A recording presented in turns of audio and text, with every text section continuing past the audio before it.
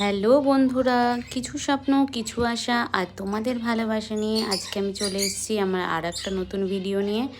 তো আজকের ভিডিওটা শুরু করছি দুপুর থেকে।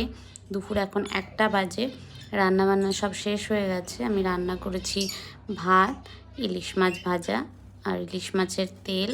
আমার হাজব্যান্ড খেতে খুব ভালোবাসে। ভেন্ডি ভাজা, আর এখানে আছে আলু দিয়ে রুই মাছের ঝোল মেয়ের জন্য, ডাল, আর করেছি বেগুন আলু দিয়ে ইলিশ মাছের ঝোল। এটাও আমার হাজব্যান্ড খেতে ভীষণ ভালোবাসে।